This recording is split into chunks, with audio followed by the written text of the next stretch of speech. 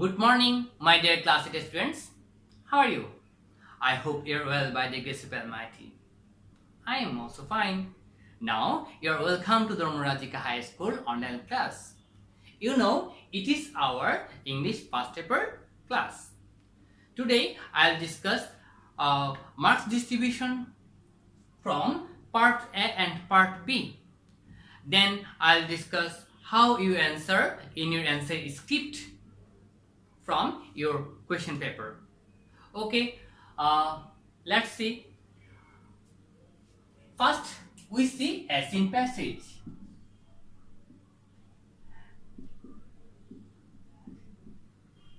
দেখো প্রথমে আমরা একটা সিন প্যাসেজ দেখতে পাই, তাই না? এখন এই সিন প্যাসেজ থেকে আমাদের কি করতে হয়? 1 নাম্বার এবং 2 নাম্বার এর প্রশ্নের উত্তর দিতে হয়। 1 নম্বরে কি আসে? 1 নম্বরে সাধারণত আসে আমাদের এমসিকিউ, অর্থাৎ চুজ দ্য বেস্ট আনসার। আসে কয়টি? 7টি, এবং নাম্বারও থাকে কত? 7, তাই না? তাহলে এই যে এমসিকিউ, এটা কিন্তু সিন প্যাসেজ থেকে আসে, এবং আমাদের এখানে দেখা যায় 2টা বা 3টা ভোকাবুলারি আসে, তারপর দেখা যায় ফিল ইন দ্য গ্যাপস আসে, তারপর দেখা যায় তোমার কিছু কোয়েশ্চেন আছে, আবার তার অ্যান্সার গুলো নিচে দেওয়া থাকে। ঠিক আছে, এইভাবে 7টি এমসিকিউ আসে। এরপর 2 নাম্বার হচ্ছে কি? Question answer. 2 নম্বরে কি থাকে? আমাদের কোয়েশ্চেন অ্যান্সার থাকে, তাই না? অর্থাৎ এখানে থাকে কয়টি? 4টি। হ্যাঁ, 4টি থাকবে এবং নাম্বার থাকবে 2, আর এখানে মোট নাম্বার হচ্ছে কত? 8। অর্থাৎ এখানে কোয়েশ্চেন আনসার থাকবে কয়টি? 4টি। 4টির মধ্যে প্রতিটি 2 করে মোট নাম্বার কত থাকবে? 8 থাকবে। এরপর আমাদের আসে 3 নাম্বার। 3 নাম্বার আসে কি? Fill in the gaps. Fill in the gaps. এখানে ফিল ইন দ্য গ্যাপস আসে কয়টা? 5টা। ঠিক আছে, আর নাম্বারও থাকবে 5। 5 থেকে কত? 5। ওকে, এরপর দেখো এই যে ফিল ইন দ্য গ্যাপস। এখন এই ফিল ইন দ্য গ্যাপস কিন্তু অনেকে মনে করতে পারো, স্যার এটা কি সিন প্যাসেজের উপর ভিত্তি করে আসবে? আসলে না, এই সিন প্যাসেজটা অর্থাৎ এই ফিল ইন দ্য গ্যাপসটা আসে সাধারণত এই সিন প্যাসেজের উপর ভিত্তি করে নয়। এই সিন প্যাসেজের উপর ভিত্তি করে শুধু অ্যান্সার করতে হবে কি 1 নাম্বার 2 নাম্বার। কিন্তু তোমাদের টেক্সট বুক থেকে আমরা যে সিন প্যাসেজগুলো পড়ে থাকি, বিশেষ করে আমরা তোমার ইউনিট 1, 2, 5, 6, 7 এবং 9, এই ইউনিটগুলো থেকে যে লেসনগুলো আমরা পড়েছি বা যে সিন প্যাসেজগুলো আমরা পড়েছি, এই সিন প্যাসেজগুলো থেকেই এই ফিল ইন দ্য গ্যাপস আসে। ঠিক আছে, এখানে দেখা যায় তোমরা যদি সেই সিন প্যাসেজগুলো ভালো করে পড়ো, তাহলে ইউনিট 1, 2, 5, 6, 7 এবং 9, দেখো ইউনিট 3, 4 এবং 8, এই 3টা ইউনিট কিন্তু কি করে দেওয়া হয়েছে? বাদ করে দেওয়া হয়েছে। এগুলো আমাদের সিলেবাসের অন্তর্ভুক্ত নয়। তাহলে আমরা কোন ইউনিট থেকে পড়বো এই ফিল ইন দ্য গ্যাপস এর জন্য? 1, 2, 5, 6, 7, 8, এবং এই সিন প্যাসেজের জন্য আমরা ইউনিট 1, 2, 5, 6, 7, 9 এর মধ্য থেকে যে লেসনগুলো আছে সেই লেসনগুলো আমরা ভালোভাবে দেখব। ঠিক আছে, এবার আমরা দেখো কিছু সাজেশন নিয়ে আলোচনা করছি। Dear students, now we see some important scene passage. Seen passage যেটা কি 1 নাম্বার 2 নাম্বার এবং 3 নাম্বারের জন্য। তবে 1 নাম্বার এবং 2 নাম্বারের জন্য আমরা এই সিন প্যাসেজগুলো খুব গুরুত্ব সহকারে দেখব। দেখো 1 number, Nakshikantha is a kind of embroidered quilt. এটা ইউনিট 1 লেসন 2। তারপর তোমার ethnic people in Bangladesh, unit 1 lesson 3। তারপর Bangladeshi cuisine is rich and varied with the use. তারপর এটা ইউনিট 1 লেসন 5 থেকে আমরা দেখব। তারপর at the farthest corner of Bangladesh there is a village, এটা ইউনিট 5 লেসন 4। তারপর once upon a time a dove and a bat was very good friends, unit 5 lesson 5। যারা lives with her parents in London, এটা হচ্ছে unit 6 lesson 1। thousands of years ago the first pearl was, it unit 7 lesson 1. River gypsies are an ethnic group, in Bangladesh, এটা unit 7 lesson 3। তারপর river gypsies in Bangladesh are having various problems, এটি unit 7 lesson 4। তারপর human beings conquer the distance on earth by, এটা unit 9 lesson 4। এই পেজগুলো তোমরা ভালো করে দেখে নিবে। এরপর আমরা আরও কিছু পেজ দেখছি। দেখো 11 number, Shamim's misery started the day she was married. তারপর এটা হচ্ছে ইউনিট 5 থেকে।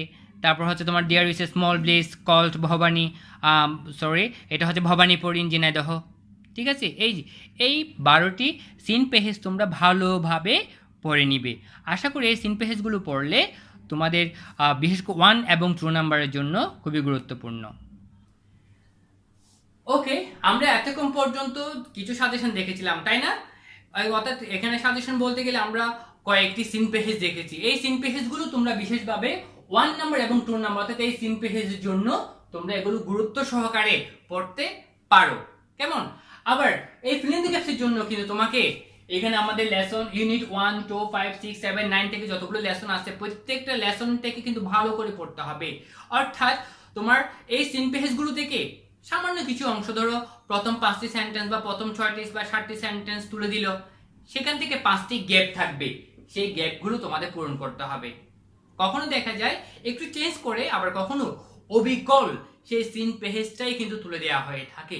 তাই তোমরা যদি সিন পেজগুলো ভালো করে পড়ো এবং ভোকাবুলারি স্কিল যদি ভালো থাকে, তাহলে সহজেই তোমরা এই 3 নাম্বার অ্যান্সারটা করতে পারো। এখানে 5-এ 5 পাওয়াটা কোনো ব্যাপার নয়। তবে হ্যাঁ, তোমাকে সিন পেজগুলো ভালো করে পড়তে হবে। তাহলে আমরা কোন ইউনিট থেকে পড়ছি আমি আবার বলছি, 1, 2, 5, 6, 7 and 9। ওকে, এরপর আমাদের দেখা যায় 4 নাম্বার। 4 নাম্বারে দেখো আরেকটা আনসিন প্যাসেজ আসবে। 4 নাম্বারের আগে দেখা যায় আরেকটা কি থাকে, আনসিন প্যাসেজ থাকে, এবং সেই আনসিন প্যাসেজের উপর ভিত্তি করে আমাদের 4 এবং 5 এই দুটি প্রশ্নের উত্তর করতে হয়। এখন 4 নাম্বারে কি আসে, এখন আনসিন প্যাসেজ কোন ধরনের হয়? বিশেষ ক্ষেত্রে দেখা যায় আনসিন পেজগুলো আসে, ধরো আমাদের বাংলাদেশে অনেক গুণী মানুষদের কথা থাকে, হ্যাঁ, অনেক গুণী শিল্পীদের কথা থাকে, বা বাংলাদেশের জন্য যারা জীবন উৎসর্গ করেছেন তাদের কথা থাকে, বা পৃথিবীতে যারা বিখ্যাত মানুষ তাদের জীবনী সম্পর্কে এই আনসিন পেজটা সাধারণত আসতে দেখা যায়। তবে আরো কিছু গুরুত্বপূর্ণ আমাদের চারিত্রিক বৈশিষ্ট্যকে আমরা আরো ফুটিয়ে তোলার জন্য, হ্যাঁ, তা আমরা কি কি আমাদের করণীয় উচিত এই সম্পর্কেও আনসিন পেজ আসতে পারে। ঠিক আছে, এবার আমরা কিছু আনসিন পেজ দেখব। দেখি আনসিন পেজ দেখো। প্রথমে 1 number, smoking is a very bad habit, it has no positive side at all, it is very harmful to health. তারপর captain Mohiuddin Jahangir was an officer in the Bangladesh, the mother Teresa, তারপর doctor Mohammad Shahidullah, Neil Armstrong, হ্যাঁ, you have heard the name of S M. Sultan, his full name is Sheikh Mohammad Sultan. তারপর Sher-e Bangla A K Fazlul Huq, the late doctor Mohammad Shahidullah was our national pride because of his many glorious contribution to our national heritage language. আবার the Nobel prize is the world's most prestigious and important prize, অর্থাৎ তোমার Alfred Nobel সম্পর্কে এখানে বর্ণনা করা হবে। ঠিক আছে, এরপর দেখো 10 নাম্বার বেগম রোকেয়া, তারপর 11 নাম্বার জীবনানন্দ দাশ, জন, তারপর তোমার Ferdousi, George Washington, the greatest dramatist of English literature name Shakespeare, Marconi was an Italian inventor, তারপর তোমার রবীন্দ্রনাথ ঠাকুর, আলবার্ট আইনস্টাইন। এই আনসিন পেজগুলো কিন্তু অনেক গুরুত্বপূর্ণ। আমরা আরও কিছু আনসিন পেজ দেখি। Every nation has its own parliament house, like other nations of the world we also have a parliament house name Sangsad Bhaban. হ্যাঁ, তারপর 20 নাম্বার দেখো, John Keats was not only deeply thoughtful poet but also the most studious and inspired artist among the romantics of the 19th century. Okay, এখানে John Keats সম্পর্কে পড়তে হবে। তারপর তোমার Lord Byron, তারপর the moon is the earth's nearest neighbour, তারপর হচ্ছে 23 the pioneer of Bangladeshi modern art Zainul Abedin. এখানে জয়নুল আবেদিন সম্পর্কে আমরা পড়েছি। জয়নুল আবেদিন সম্পর্কে আরও একটা পেজ আছে। তারপর তোমার Humayun Ahmed, a teacher, author, dramatist, playwright and filmmaker, national professor doctor Mohammad Ibrahim. এই পেজগুলো অবশ্যই গুরুত্বপূর্ণ। The character on elimination of the forms of discrimination against women known as the CEDAW Charter was adopted on 18 December in 1979 by the United Nations General Assembly and came into effect on September 3, 19 এখানে September হবে 3, 1981 with the support of 20 countries. ওপে এরপর দেখো Socrates was the greatest, এটা হবে great philosopher. তারপর এরপর হচ্ছে Stephanie Rice, তারপর নেলসন ম্যান্ডেলা, তারপর জোনাথন সুইফট। এরপর 32 the first world cup cricket tour named. তারপর cricket is one of the most popular games specially one day cricket. তারপর the Padma bridge is a multipurpose bridge in Bangladesh. এই unseen পেজগুলো অবশ্যই খুবই গুরুত্বপূর্ণ। তোমরা এই পেজগুলো ভালো করে দেখে নিবে। তাহলে আমরা প্রায় 34টা আনসিন পেজ সিলেকশন করেছি, যেগুলো তোমরা মনোযোগ সহকারে ভালো করে দেখে নিবে। আশা করি এগুলো পড়লে যোগ কমন না আসুক, তোমরা এগুলো যদি প্র্যাকটিস করো তাহলে সহজেই তোমরা 4 নাম্বার এবং 5 নাম্বার অ্যান্সার করতে পারবে। তাহলে এবার আমরা আলোচনায় যাই। ওকে, এই পর্যন্ত তোমরা কিছু আনসিন পেজেস দেখতে পেয়েছো, তাই না? আমরা অনেকগুলোই আনসিন পেজেস আমরা কিন্তু দেখেছি। এই প্রত্যেকটা আনসিন পেজেস কিন্তু আমাদের জন্য খুবই গুরুত্বপূর্ণ। এগুলো ভালো করে দেখবে, তবে খুব কঠিন কিছু নয়। দেখা যায় 4 নম্বরে আসে ইনফরমেশন ট্রান্সফার।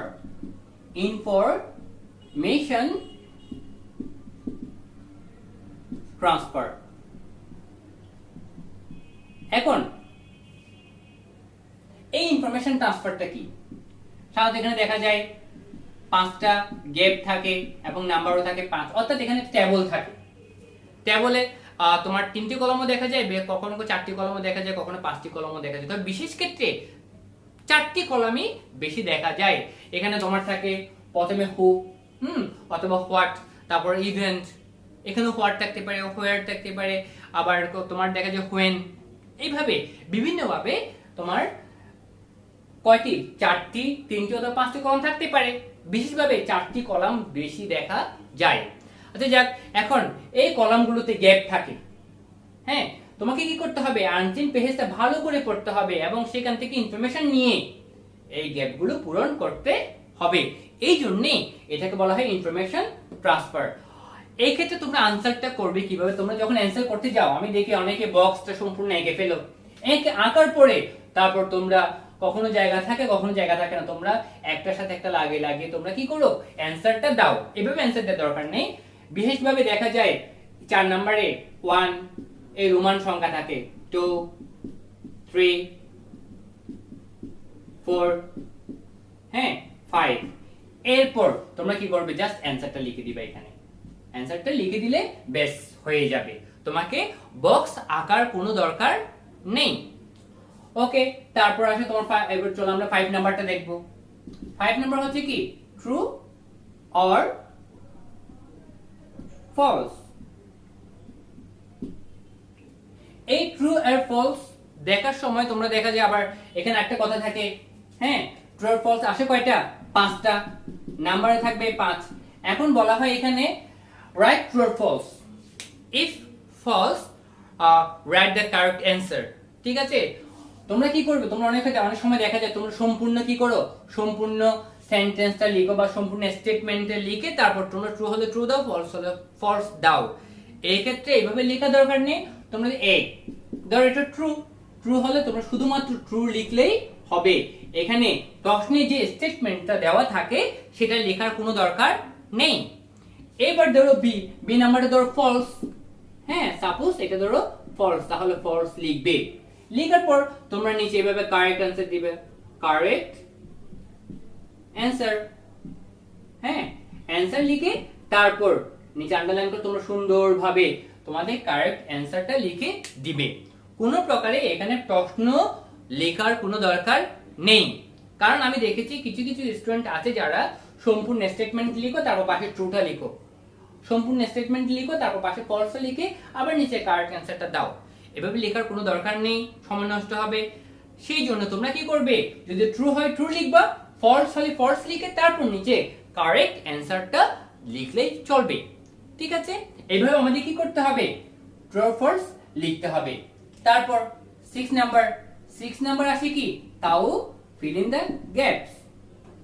তবে এখানে ফিল ইন দ্য গ্যাপস আসে কিন্তু 10টা, এবং এটা হচ্ছে উইথ ক্লোজ, অর্থাৎ তোমার বক্সের মধ্যে 10টি অথবা 12টি ওয়ার্ড দেওয়া থাকে, অর্থাৎ তোমার ফিল ইন দ্য গ্যাপসের ঠিক উপরে একটা বক্স থাকে, তাই না?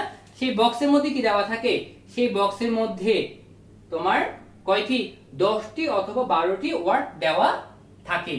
এখানে কয়টি ওয়ার্ড দেওয়া থাকে, এরকম একটা বক্স থাকে, সেই বক্সের মধ্যে 1 2 3 4 5 6 এই 12টি ওয়ার্ড, বিশেষভাবে 12টি ওয়ার্ড দেওয়া থাকে। এখন কি করতে হয়, এই ওয়ার্ডগুলো ব্যবহার করে তোমাদেরকে ফিল ইন দ্য গ্যাপসটা লিখতে হয়।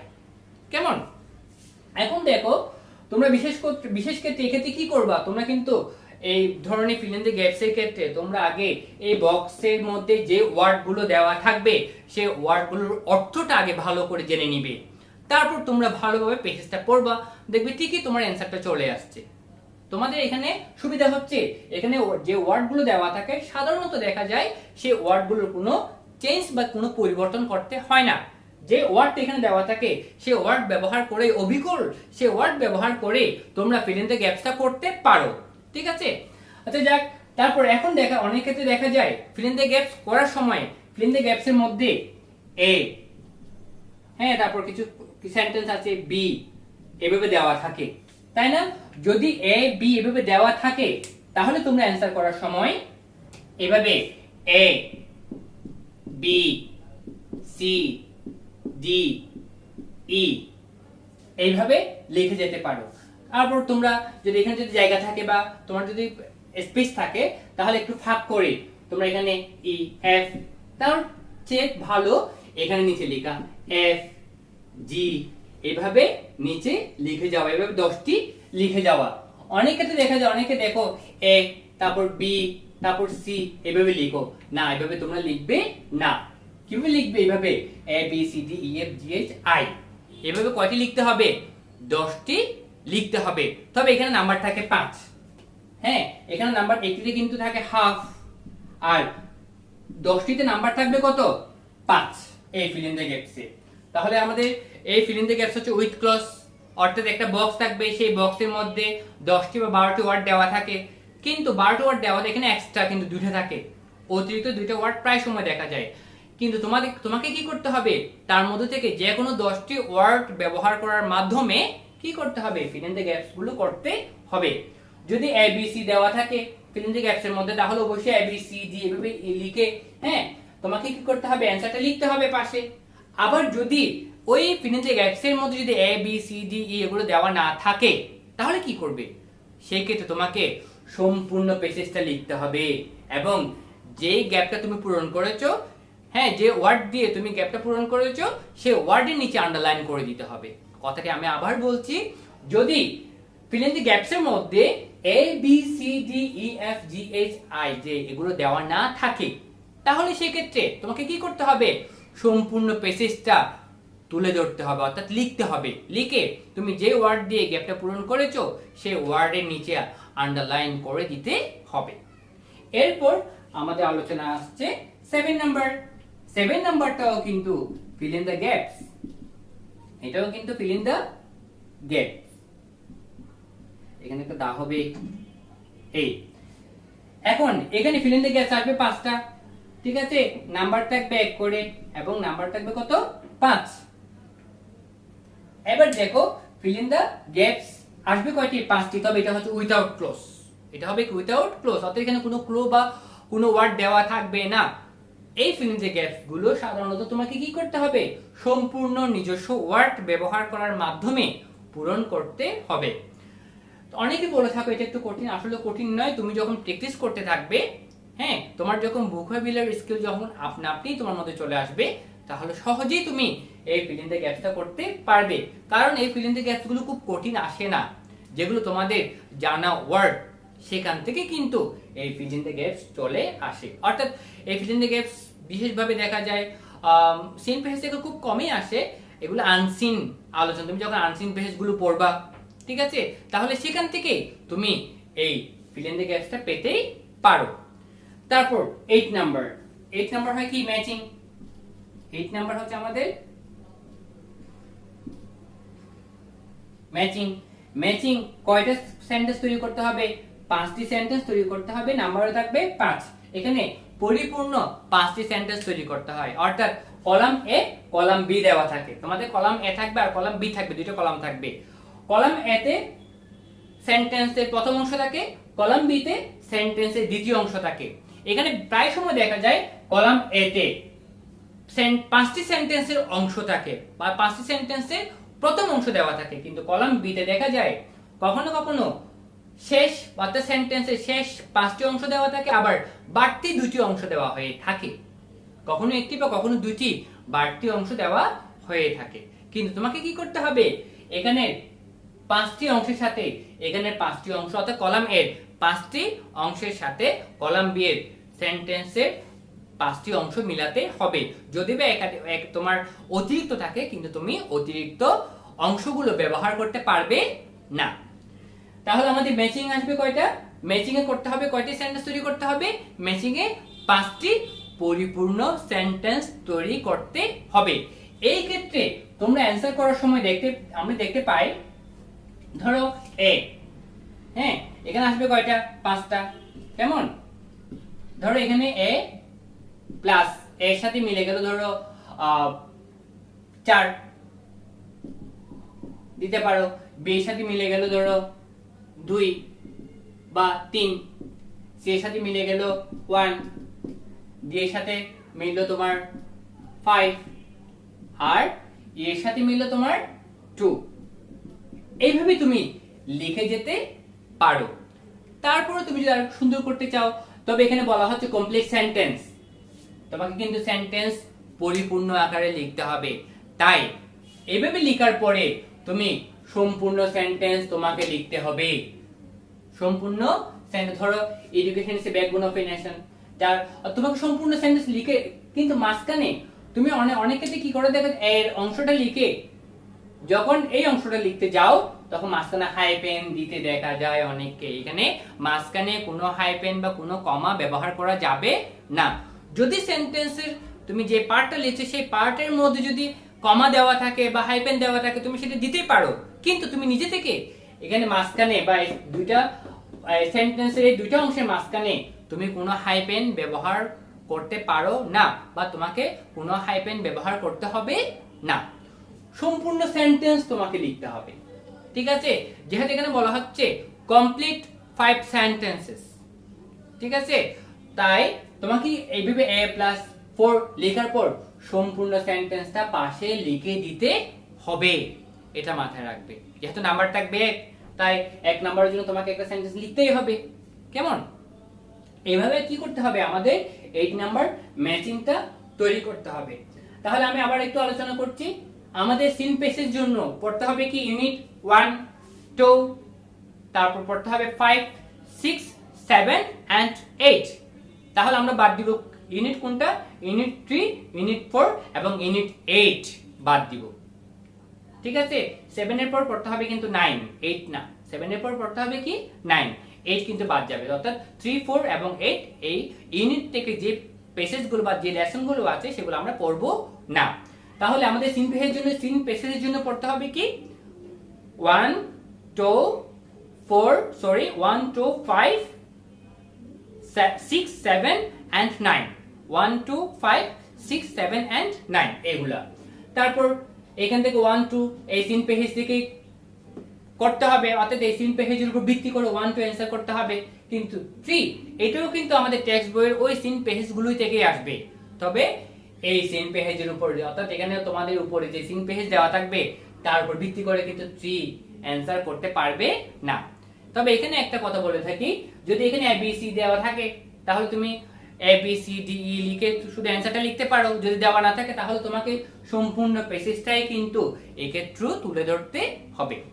তারপর 4 নাম্বার, এর আগে একটা আনসিন প্যাসেজ আসবে, সেই আনসিন প্যাসেজের উপর ডিপেন্ড করে তোমাকে 4 নাম্বার এবং 5 নাম্বার অ্যান্সার করতে হবে। এবার 4 নাম্বার হচ্ছে ইনফরমেশন ট্রান্সফার, অর্থাৎ আনসিন প্যাসেজে যে ইনফরমেশনগুলো দেওয়া থাকবে সেই ইনফরমেশনের উপর ভিত্তি করে তোমাকে কি করতে হবে, একটা বক্স পূরণ করতে হবে। আমরা সাধারণত বক্স পূরণ করব না, আমরা কি করব 1 2 3 4 5, অর্থাৎ বক্সের মধ্যে যেভাবে নাম্বার 1 2 3 4 থাকে, 1 2 3 4 যদি রোমান সংখ্যা থাকে রোমান সংখ্যা, যদি ABCDE দেওয়া থাকে তাহলে ABCD, অর্থাৎ প্রশ্নের মধ্যে বক্সের মধ্যে যেভাবে নাম্বারটা দেওয়া থাকবে আমরা সেই নাম্বারটা ব্যবহার করে শুধুমাত্র অ্যানসারটা করব। তারপর 5 নাম্বার ট্রু ফলস, তোমাকে ট্রু ফলস লেখার সময় সম্পূর্ণ স্টেটমেন্ট বা প্রশ্নের মধ্যে যে বাক্যটা দেওয়া থাকবে সেই বাক্যটা লিখতে হবে না, শুধুমাত্র ট্রু হলে ট্রু লিখবো, ফলস হলে ফলস লিখে তারপর কারেক্ট অ্যান্সার লিখবো। তারপর 6 নাম্বার হচ্ছে ফিল ইন দ্য গ্যাপস, এটাও উইথ ক্লজ। এখানে 10 তোমার 12টি একটা বক্স দেওয়া থাকবে, সেখানে 12টি ওয়ার্ড দেওয়া থাকে, সেই ওয়ার্ডগুলো ব্যবহার করার মাধ্যমে আমরা ফিল ইন দ্য গ্যাপস করব। তারপর এই ক্ষেত্রে যদি ABCD দেওয়া থাকে তাহলে ABCD লিখে আমরা শুধু অ্যান্সারটা লিখবো, আর যদি দেওয়া না থাকে তাহলে সম্পূর্ণ পেজটা লিখে যেখানে অ্যান্সার বা যেখানে গ্যাপটা পূরণ করব তার নিচে অর্থাৎ সেই ওয়ার্ডের নিচে আমরা আন্ডারলাইন করে দিব। একই ক্ষেত্রে 7 নাম্বারটাও যদি ABCD দেওয়া থাকে ABCD লিখবো, লিখে অ্যান্সারটা লিখবো, আর যদি দেওয়া না থাকে সম্পূর্ণ পেজটা আমাকে তুলে ধরতে হবে এবং যে ওয়ার্ড দিয়ে গ্যাপটা পূরণ করছি সেই ওয়ার্ডের নিচে আন্ডারলাইন করতে হবে। এবং এখানে 6 নাম্বারে ফিল ইন দ্য গ্যাপস থাকবে 10টা, নাম্বার থাকবে হাফ করে এবং 10টাতে নাম্বার থাকবে মোট 5 নাম্বার। 7 নাম্বারে ফিল ইন দ্য গ্যাপস থাকবে 5টা, প্রত্যেকটাতে 1 নাম্বার করে, ফুল নাম্বার থাকবে 5। আবার ম্যাচিং এ 5টি সেন্টেন্স তৈরি করতে হবে এবং সেই 5টি সেন্টেন্স কি করতে হবে, 5টি সেন্টেন্সের নাম্বার থাকবে 1 করে 5 নাম্বার। তাহলে আমরা এটাতে আলোচনা করেছি কিভাবে, এখানে কিন্তু তোমরা সম্পূর্ণ সেন্টেন্সটা লেখার চেষ্টা করবে, অর্থাৎ A+4 লিখে সম্পূর্ণ সেন্টেন্সটা তোমরা লিখবে। প্রিয় শিক্ষার্থীরা, এই হচ্ছে এখানে 1 2 3 হচ্ছে পার্ট এ আর 4 to 8 হচ্ছে পার্ট বি। তারপর পার্ট সি এবং পার্ট ডি হচ্ছে ইংলিশ সেকেন্ড পেপারের অংশ, আমি সেটা নিয়ে আলোচনা করছি না, আমি আলোচনা করলাম শুধুমাত্র পার্ট এ এবং পার্ট বি। প্রিয় শিক্ষার্থী, আজকে আমাদের এই ছিল আলোচনা। আশা করি তোমরা সুন্দরভাবে অ্যান্সার করতে পারবে, ঠিক আছে? এবং তোমরা যখন অ্যান্সার করবে এখানে কিন্তু কাটাকাটি করার চেষ্টা করবে না, যদি কাটতে হয় বা ভুল হয়ে থাকে এক দাগে কাটবে। অনেকে কিন্তু গসা মাজা করিও না, ওভার রাইটিং করিও না, ঠিক আছে? ওভার রাইটিং করলে এবং গসা মাজা করলে হয় কি জানো, তোমার খাতাটা দেখতে বিশ্রী লাগে, আর ওভার রাইটিং করলে অনেক সময় তোমার ওয়ার্ডটি বোঝা যায় না। ওভার রাইটিং না করে তুমি ভুল হলে এক দাগে কাটো, এক দাগে কেটে তুই পাশে লিখে দাও, ঠিক আছে? আর তোমার অ্যান্সারের স্ক্রিপ্ট যেন পরিষ্কার থাকে, অবশ্যই মার্জিং করতে হবে, আর মার্জিং করার সময় তোমরা পেন্সিল ব্যবহার করবে, পেন্সিল ব্যবহার করার মাধ্যমে তোমরা মার্জিং করবে। আর পরীক্ষার খাতায় তোমরা অবশ্যই তোমার ব্ল্যাক পেন অর্থাৎ কালো কলম ব্যবহার করার চেষ্টা করবে, ঠিক আছে? তোমরা নীল বা অন্য কোনো কলম ব্যবহার করতে পারো, কিন্তু করিও না, বিশেষ করে নীল কলম ব্যবহার করতে, অন্য কোনো কলম, লাল কলম ব্যবহার করা যায় না, সবুজ কলম এগুলো ব্যবহার করতে পারবে না। তোমরা কালো অথবা নীল কলম ব্যবহার করতে পারো, তবে বিশেষভাবে কালো কলম ব্যবহার করা ভালো। হ্যাঁ প্রিয় শিক্ষার্থী, আজকে এই ছিল আমাদের আলোচনা। আশা করি তোমরা প্রত্যেকটা বিষয় বুঝতে পেরেছো, আর পরীক্ষা যেন ভালো হয় সেজন্য ভালোভাবে পরীক্ষার প্রস্তুতি নিবে। আজ এতটুকু, সবাই ভালো থাকবে, সুস্থ থাকবে, আর অবশ্যই তোমাদের স্বাস্থ্যবিধি মেনে চলবে। হাত ও পরিষ্কার অবস্থায় কোনো খাবার খাবে না, ঠিক আছে? ভালো থাকিও সবাই।